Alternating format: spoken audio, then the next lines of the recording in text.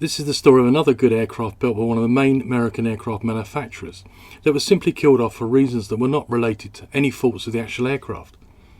One aircraft I have covered in the past that suffered for the same reason was the Boeing 417, and a link for this is in this episode's description. During the early 1940s, Cessna started work on Project P260 Transport and nicknamed it the Loadmaster.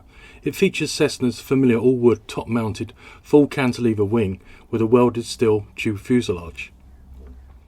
The forward fuselage section around the cockpit and wing nacelles were the only assemblies that used aluminium alloy. The fuselage was covered in dope fabric and shrunk to fit. The wings, along with the horizontal and vertical stabilisers, were covered in plywood, along with the flight control surfaces that were made of welded steel tubing covered with fabric.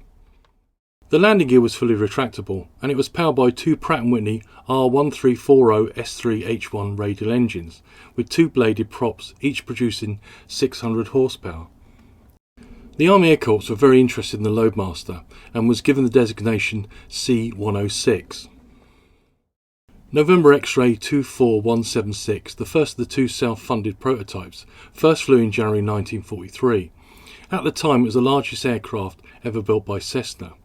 Deed Levy, a high-experienced pilot for Boeing Wichita Division, was called in to help evaluate the aircraft's handling characteristics. Levy's suggestions, along with the Air Corps pilots, led to construction of an improved second prototype, the C-106A, and it featured three-bladed propellers. Also improved R1340 AN2 engines and a redesigned fuselage that included a larger cargo door. It also appears at some point November X-Ray 24176 had extra glazing fitted around the cockpit and forward port side.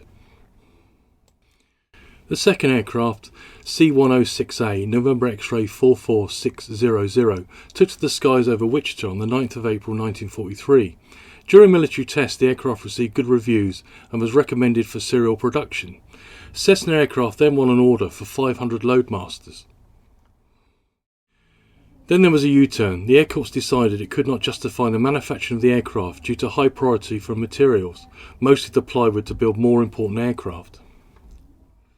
So that was it. The contract was cancelled for both aircraft. November X-Ray 24176 and November X-Ray 44600 were scrapped at the factory.